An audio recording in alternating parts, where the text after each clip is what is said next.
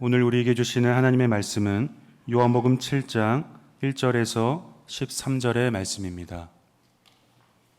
요한복음 7장 1절에서 13절의 말씀입니다. 하나님의 말씀을 봉독하겠습니다. 그 후에 예수께서 갈릴리에서 다니시고 유대에서 다니려 아니하심은 유대인들이 죽이려 함이로라. 유대인의 명절인 초막절이 가까운지라. 그 형제들이 예수께 이르되 당신이 행하는 일을 제자들도 보게 여기를 떠나 유대로 가소서. 스스로 나타나기를 구하면서 묻혀서 일하는 사람이 없나니 이 일을 행하려 하거든 자신을 세상에 나타내소서 하니, 이는 그 형제들까지도 예수를 믿지 아니함이로라. 예수께서 이르시되 내 때는 아직 이르지 아니하였거니와 너희 때는 늘 준비되어 있느니라. 세상이 너희를 미워하지 아니하되 나를 미워하나니 이는 내가 세상의 일들을 악하다고 증언함이라. 너희는 명절에 올라가라. 내 때가 아직 차지 못하였으니 나는 이 명절에 아직 올라가지 아니하노라. 이 말씀을 하시고 갈릴리에 머물러 계시니라. 그 형제들이 명절에 올라간 후에 자기도 올라가시되 나타내지 않고 은밀히 가시니라. 명절 중에 유대인들이 예수를 찾으면서 그가 어디 있냐고 하고 예수에 대하여 무리 중에서 수군거림이 많아 어떤 사람은 좋은 사람이라 하며 어떤 사람은 아니라 무리를 미혹한다 하나, 그러나 유대인들을 두려워함으로 드러나게 그에 대하여 말하는 자가 없더라. 아멘.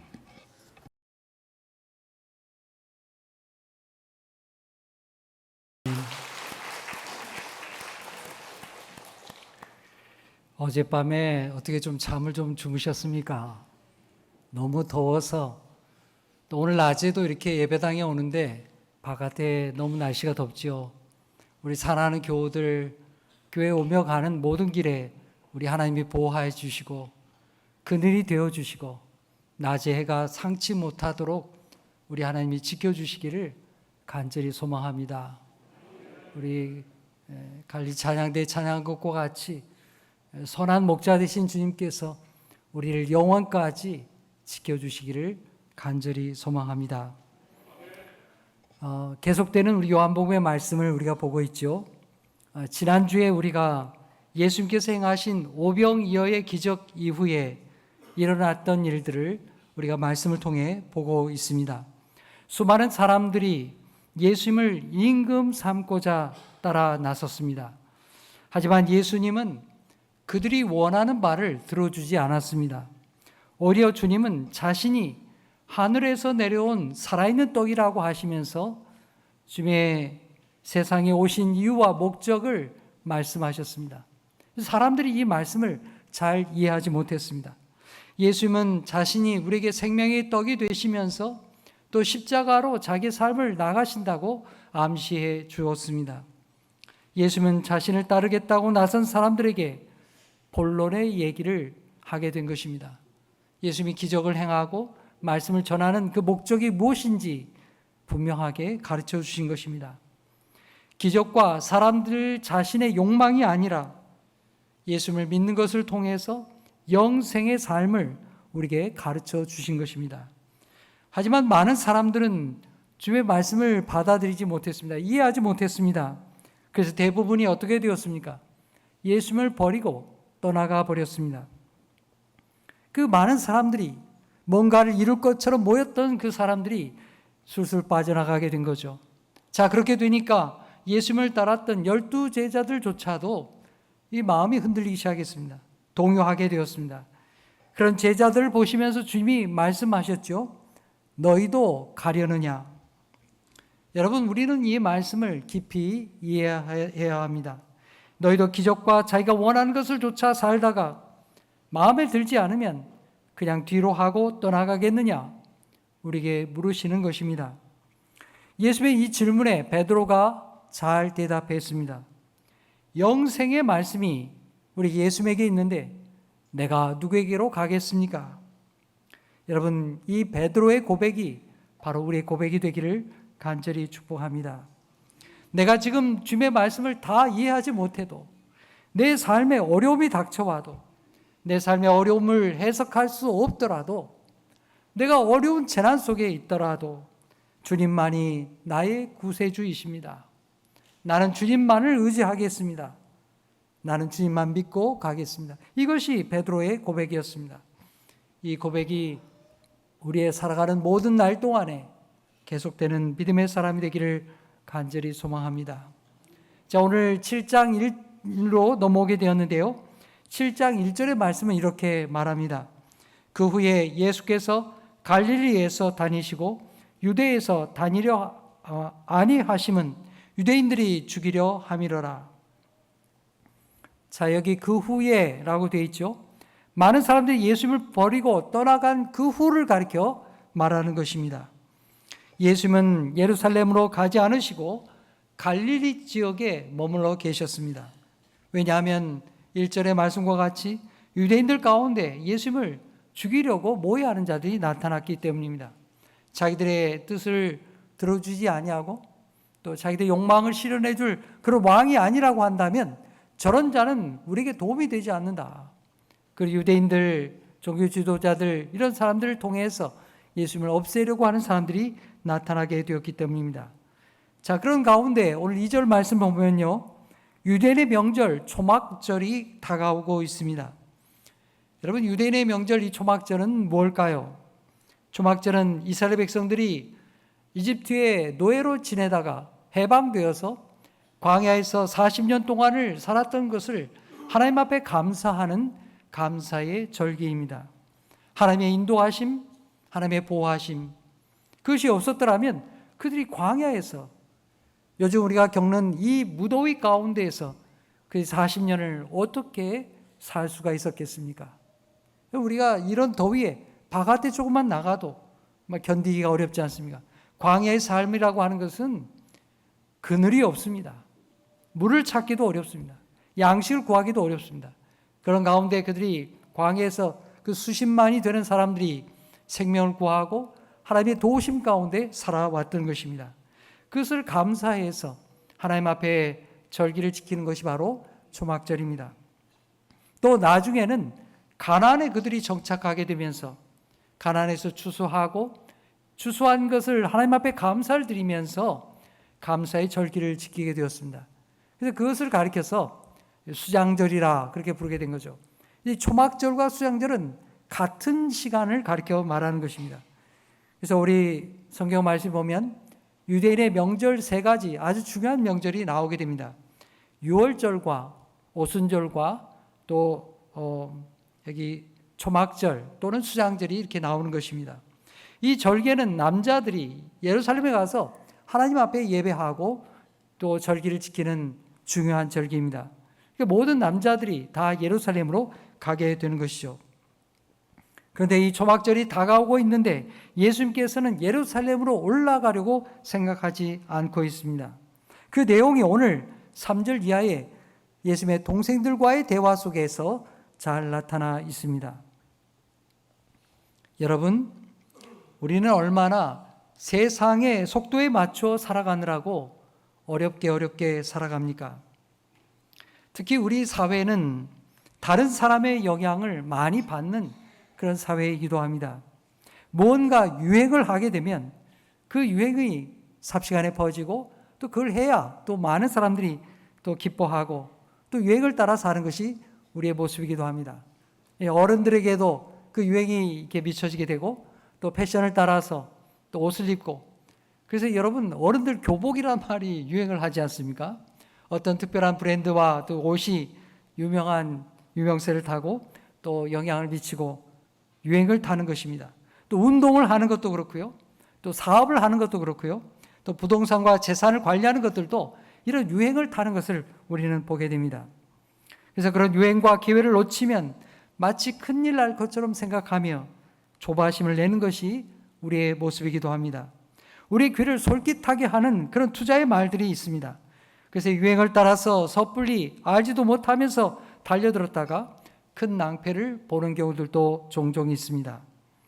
여러분, 우리가 인생에서 나가야 될 때와 멈춰야 될 때를 분별할 수 있다면 얼마나 좋겠습니까? 그렇게 자신의 때를 분별할 수 있는 사람이야말로 지혜자요 복 있는 사람일 것입니다.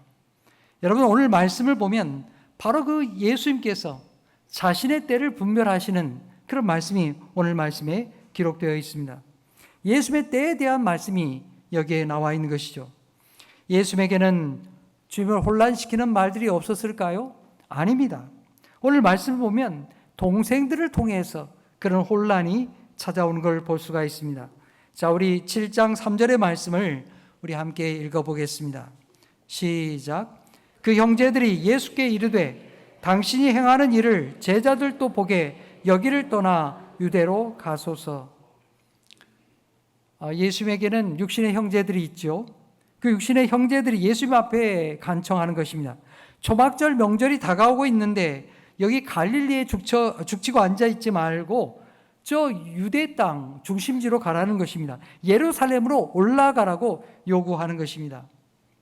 형님을 격려하는 아주 좋은 말이기도 합니다. 이렇게 동생들이 나서서 예수님을 예루살렘으로 보내고자 하는 이유가 무엇일까요? 예수님을 하나님의 아들로 믿기 때문에 어서 올라가시라고 그렇게 얘기하는 걸까요? 결코 아니었습니다. 그들이 그렇게 말하는 것은 우리가 지난번 6장 6절에서 보았던 상황들 때문입니다. 예수님을 따르던 많은 사람들이 이제 다 흩어져 버렸습니다.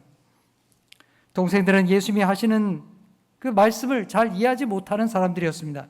하지만 우리 집안의 큰형님이 세상에서 이름을 내고 많은 사람들의 주목을 받는 것 참 영광이죠. 좋았습니다. 예수님의 큰 인기를 얻어서 세상적인 성공을 이루어가는 그런 것을 보니 너무나 기뻤습니다. 그런데 얼마 전에 예수님이 설교를 한번 하셨는데 사람들이 그냥 다 떠나버리고 말았습니다. 아니, 우리 형님은 왜 그런 말씀을 하셔가지고 우리 사람들이 다 떠나게 만들었냐, 그런 좀 안타까움이 있었던 것이죠. 아쉬움이 이 동생들에게 있었던 것입니다. 그래서 예수님이 다시 인기를 얻고 또 많은 세력을 회복하기 위해서 예루살렘에 올라가라 그렇게 요청하고 있는 것입니다. 4절 말씀 보면요, 이 동생들의 속마음이 잘 나타나 있습니다. 한번 볼까요? 스스로 나타나기를 구하면서 묻혀서 일하는 사람이 없나니 이 일을 행하려 하거든 자신을 세상에 나타내소서 하니. 여러분, 이 동생들의 말에 뜻이 무엇이겠습니까? 그들의 속마음이 잘 드러나죠. 알려지기를 바라면서 숨어서 일하는 사람이 없다는 겁니다. 형님, 기왕에 형님이 그렇게 놀라운 기적도 행하고 사람들께 모아내려면 큰 세상에 가야 될 것 아니겠습니까? 여기 지금 갈릴리에서 이렇게 조부락거리지 말고 예루살렘에 가서 왕창 큰 일을 도모하시길 바랍니다. 자기를 드러내야 될 것 아니겠습니까? 그렇게 형님에게 요구하고 있는 것입니다. 형님이 기적도 행하고 병도 고치고 사람들도 먹이고 그래서 큰 인기를 얻었는데 한번 이게 설교하다가 사람들이 또 나갔다고 해서 이렇게 갈릴리에 죽치고 앉아있으면 되겠습니까? 마침 지금 초막절이 다가오고 있지 않습니까? 어서 예루살렘으로 올라가십시오. 가서 지난번처럼 그 많이도 말고 딱 한 번만 멋지게 한번 기적을 일으켜보십시오. 그러면 흩어졌던 사람들이 다시 구름대와 같이 몰려들게 될 것입니다. 후원금도 많이 모이게 될 것입니다. 엄청난 세력을 얻고 힘을 갖게 될 것입니다. 어떻습니까? 표면적으로는 아주 형님을 응원하고 형님을 위해 주는 것만 같죠. 합리적인 방법을 제시하는 것만 같습니다. 그런데 오늘 요한복음의 말씀을 읽어보면 오늘 성경 말씀은 이러한 동생들의 이야기에 대해서, 이 동생들의 반응에 대해서 딱 한마디로 정리하게 됩니다. 자, 우리 7장 5절 말씀 우리 함께 읽겠습니다. 시작. 이는 그 형제들까지도 예수를 믿지 아니함이로라. 그들이 예수에게 지금 하고 있는 말은 예수를 하나님의 아들로 믿어서가 아닙니다. 그래서 주님의 구원 사역에 하나님의 뜻을 이루는데 도움이 되는 말을 하는 것이 아니라 자기들의 숨겨진 욕망을 예수 앞에 투사해서 주님이 그렇게 이루어주기를 바라는 그런 마음으로 요청하고 있는 것입니다. 자기들의 욕망이 거기에 있는 것이죠. 예수님이 유명해지면 자기들에게 어떤 유익이 있을까요? 가난하고 어려운 자기 집안이 일어서게 될 것입니다. 세상의 명예를 얻게 될 것입니다.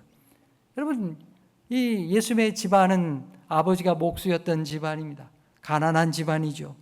근데 형님이 세상에서 그런 크나큰 권세를 얻게 되면 어떻게 되겠습니까? 집안이 일어서겠죠. 자기들도 뭔가 앞날에 유익한 것을 얻게 될 것입니다.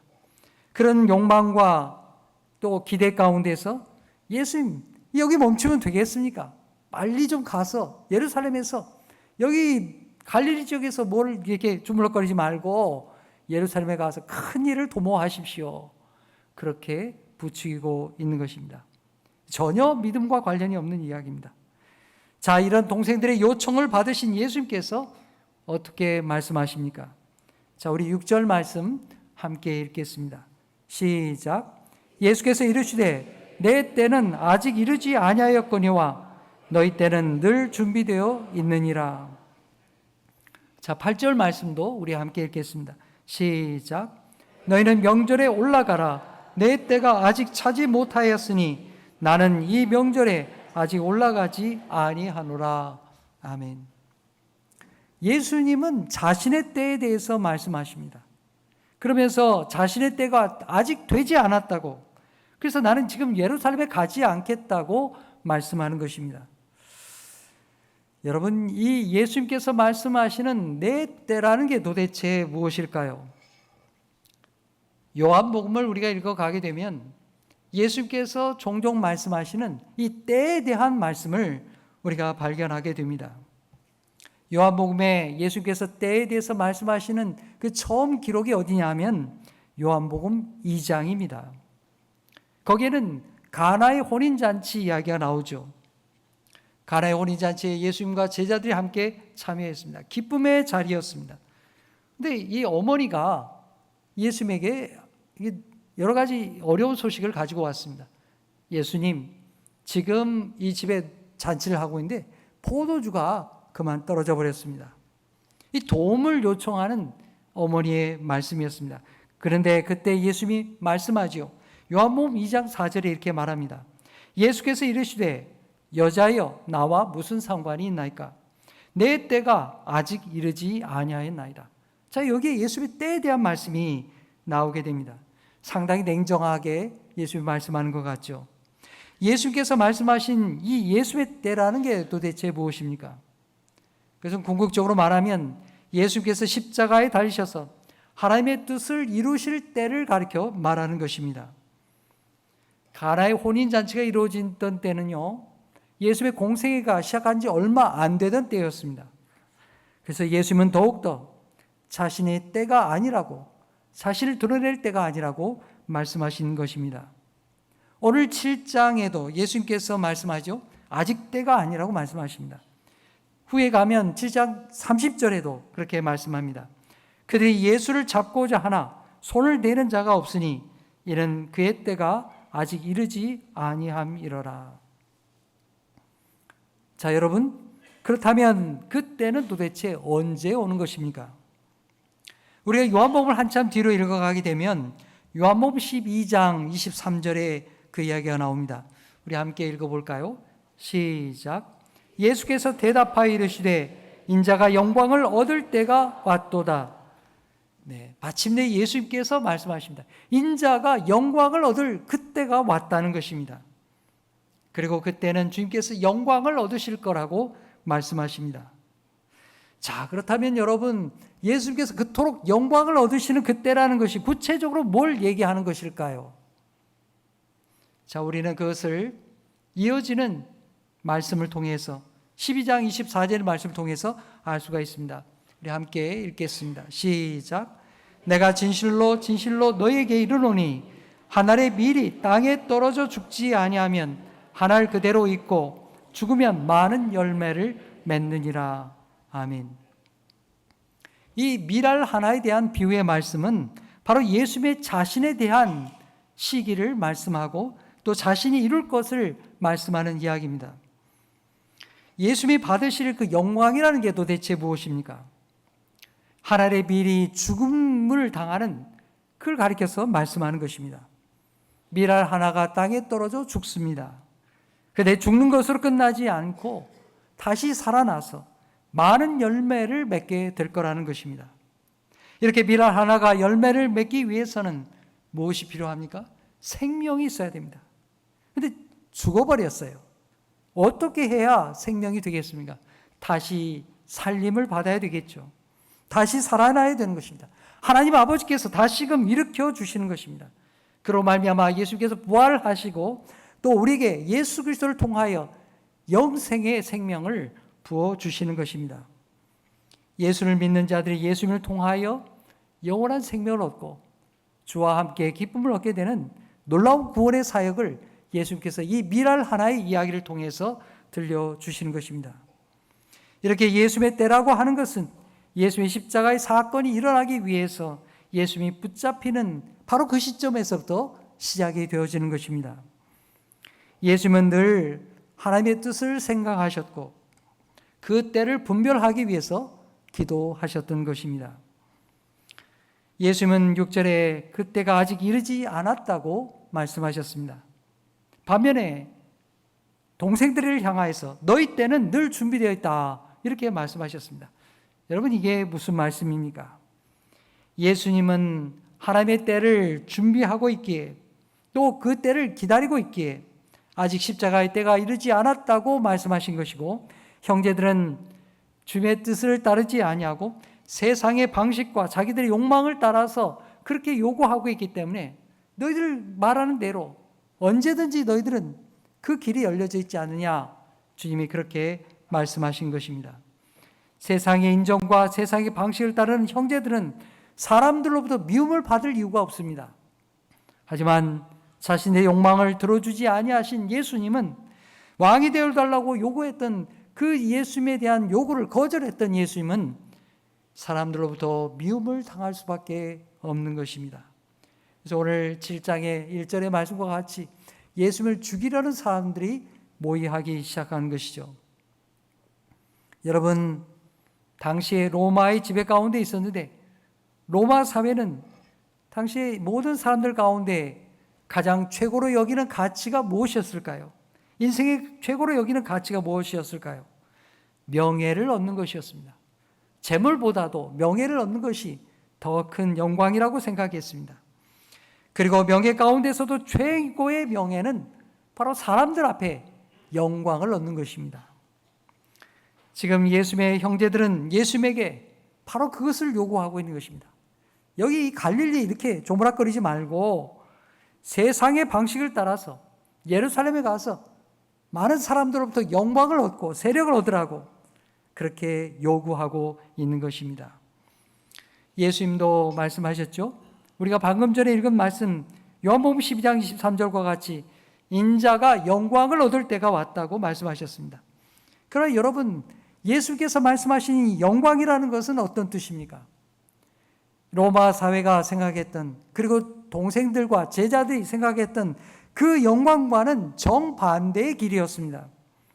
세상에서 환영받고 또 기쁨을 얻게 되는 그런 영광의 자리가 아니었다는 사실입니다. 여러분 로마 사람들이 명예와 영광과 반대로 생각하는 것이 무엇이었을까요?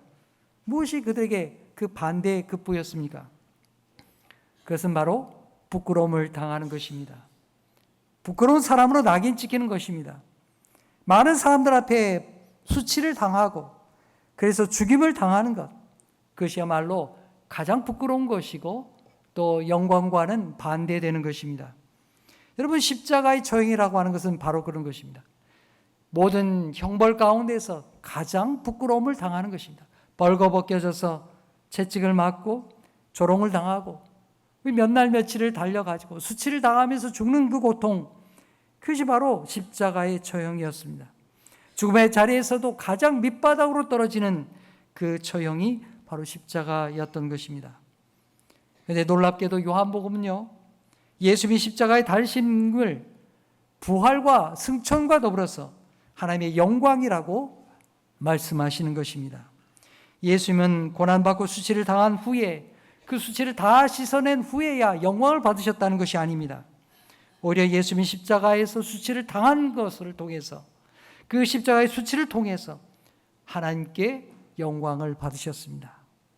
그 고난과 괴로움과 십자가를 통해서 그것이 하나님 앞에 영광이 되었다는 사실입니다. 세상과는 정반대였습니다.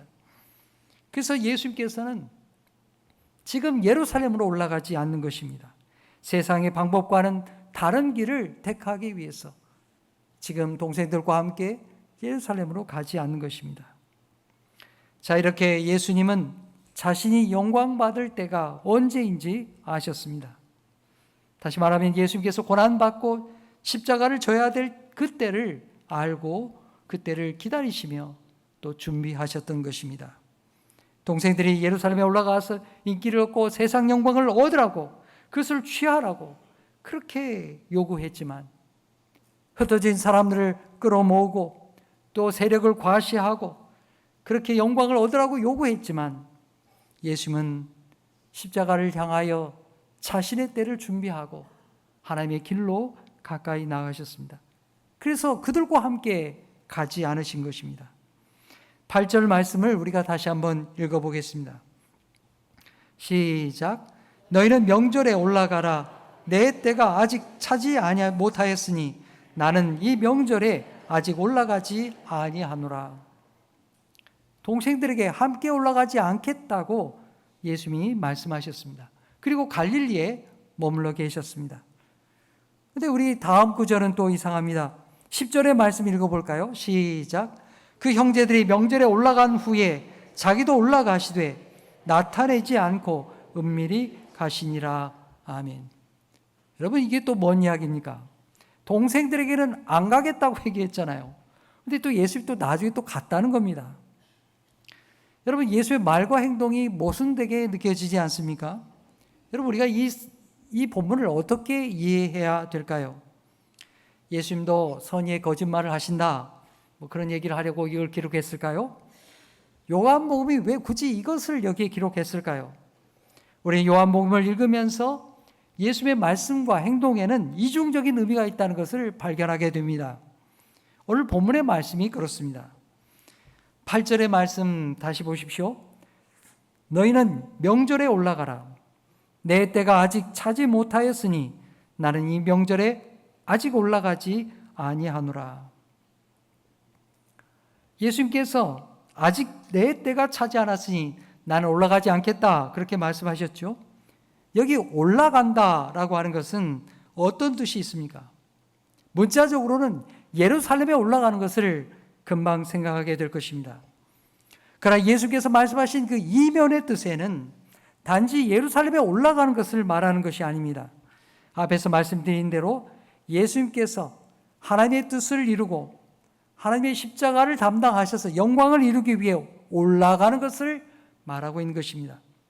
그 십자가로 올라가는 것, 바로 그것을 말씀하시는 것입니다. 십자가에 달리는 그 사건을, 그 고난과 죽음의 길을 우리 짐이 올라간다, 그렇게 말씀하시는 것입니다. 예수님은 형제들이 요구한 방식으로 자기 능력을 과시하고 또 공개적으로 사람들을 끌어모으고 세력을 과시하는 그런 방식을 거절하신 것입니다. 그들의 동기와 그들의 목적, 그들의 방식, 그들의 때를 거절하게 되신 것입니다. 예수님의 말씀은 예루살렘에 올라가지 않겠다, 그런 말씀이 아닙니다. 너희가 요구하는 방식으로는 올라가지 않겠다, 바로 그 말씀입니다. 너희 욕망을 따르고 세상의 왕이 되려고 하는 그 방법이 아니라 하나님의 방법으로, 다른 방법으로 십자가의 길로 올라가시겠다 말씀하신 것입니다. 배척을 당하고 또 십자가의 고난을 당하게 될 터이지만 하나님의 구원의 약속을 이루고 하나님의 영광을 위해서 주님은 기꺼이 올라가시겠다는 것입니다. 그래서 주님은 동생들에게 지금은 아니라고 그렇게 말씀하셨던 것입니다. 자, 이렇게 해서 동생들이 다 올라간 후에, 얼마 후에 예수님도 초막절에 예루살렘으로 올라가게 되었습니다. 그러나 사람들에게 드러나지 않게 조용히 가셨습니다. 12절을 보면 사람들 가운데 예수님에 대한 이야기가 무성하게 일어났습니다. 그럴 수밖에 없었습니다. 갈릴리에서 기적을 행하고 많은 사람들에게 음식을 먹였다는 그 소문이 장안에 파다하게 퍼졌기 때문입니다. 어떤 사람은 예수님을 좋은 사람이라고 하고 어떤 사람은 사람을 미혹하는 이라고 그렇게 비난하기도 했습니다. 그렇게 사람들은 예수님이 언제 오는가? 와서 세력을 일으킬 것인가? 세상의 왕이 될 것인가? 바로 거기에 초점을 가지고 있었습니다. 예수님은 그래서 동생들과 함께 올라가지 않은 것입니다. 하나님의 뜻을 그르칠 수가 있기 때문에, 자기도 통제할 수 없는 그런 어려운 형편으로 몰려갈 수 있기 때문에, 사람들의 요구에 휩쓸려 가지 않기 위해서 예수님은 동생들의 요구를 거절하고 조용히 예루살렘에 올라가신 것입니다. 이제 말씀을 정리하겠습니다. 예수의 동생들은 초막절을 핑계 삼아서 예수님을 자기들의 욕망을 위해 움직이려고 했습니다. 흩어진 많은 사람들을 다시 끌어모으려고 했습니다. 그러나 예수님은 그들의 뜻에 동의하지 않았습니다. 우리들도 그렇게 조급하게 재촉하는 말을 들을 때가 있죠. 그럴 때 우리는 어떻습니까? 우리 마음이 혼란이 됩니다. 그러나 여러분, 우리도 예수님처럼 나아가야 될 때와 멈춰야 될 때를 분별할 수 있는 하나님의 사람이 되기를 간절히 축복합니다. 예수님은 자신의 때를 분별하셨습니다. 예수님은 세상 욕망과 사람들의 요구에 한 발 뒤로 물러서서 하나님의 뜻을 구하셨습니다. 육신의 형제들 얼마나 그 요구가 간절합니까? 형님, 좀 우리 집안을 좀 생각하십시오. 지금 형님이 그렇게 물러서면 되겠습니까? 동생들의 요구가 있었지만 그들의 요구를 예수님은 거절하셨던 것입니다. 예수님이 자신의 때를 분별하는 기준이 무엇이었습니까? 세상의 영광이 아니라 하나님의 영광이었습니다. 아무도 알아주지 아니해도 우리 하나님은 기억하고 계시고 우리를 구원으로 인도하시는 그 십자가의 사건을 위하여서 예수님은 한 걸음 한 걸음 길을 옮기셨습니다. 그래서 기꺼이 하나님의 때를 기다리고 십자가의 삶으로 올라가신 것입니다. 생각해 보면 예수님의 삶은 세상 영광을 위해 올라가는 삶이 아니었습니다. 반대로 내려오는 삶을 사셨습니다. 하나님과 동등하신 그 예수님께서, 그리스도께서 사람이 되어서 세상으로 내려오셨습니다. 그리고 공생애를 통해서 더 낮은 자리로, 어려운 사람들에게로, 예수의 손길이 필요한 사람들에게로 가까이 다가가셨습니다. 수많은 사람들에게 둘러싸여서 엄청난 인기와 세력을 과시할 수 있었지만 예수님은 그런 길을 가지 않으셨습니다. 피하셨습니다. 그리고 온갖 고통을 당하시면서 십자가로 내려가셨습니다. 사랑하는 성도 여러분, 우리의 신앙의 삶은 어떠합니까? 주님을 따라 살아가고 있습니까? 여러분에게는 어떤 비움과 어떤 내려감이 있습니까? 하나님을 신뢰하고 하나님의 때에 대한 기다림이 여러분에게 있습니까? 오늘 우리도 주님을 따라서 자기의 욕망과 세상 영광이 아니라 하나님의 뜻을 기뻐하면서 하나님의 기뻐하신 뜻을 이루기 위해 살아가는 성도가 되기를 간절히 축복합니다. 멀리 가지 아니해도 우리 가까이 있는 성도들 가운데에서, 우리 이웃들 가운데에서 여러분들에게 하나님의 손길이 되어주시고 우리 주님이 하고자 하셨던 그 놀라운 사랑과 구원의 은총을 함께 증거하고 구원하는 믿음의 사람들이 되기를 간절히 축복합니다. 기도하겠습니다. 하나님 아버지, 오늘 말씀 속에 예수님의 동생들이 가졌던 그 생각들이 바로 오늘 우리의 모습이라는 것을 주님 앞에 고백합니다. 우리는 많은 숫자와 세상적인 성공을 원하며 살아왔습니다. 그러나 주님은 그런 우리의 욕망을 뒤로 하고 예수님께서는 하나님의 때를 기다리며 조용히 십자가로 나가신 것을 보았습니다. 주님, 저희로 하나님의 뜻을 먼저 생각하신 예수님을 배우게 하여 주시옵소서. 세상의 소리에 귀를 기울이기보다는 하나님의 말씀을 붙들게 하여 주시옵소서. 세상 영광을 위해 예루살렘을 올라간 것이 아니라 십자가를 향하여 내려가셨던 그 예수님의 삶을 닮아가게 하여 주시옵소서. 예수님의 이름으로 기도하옵나이다. 아멘.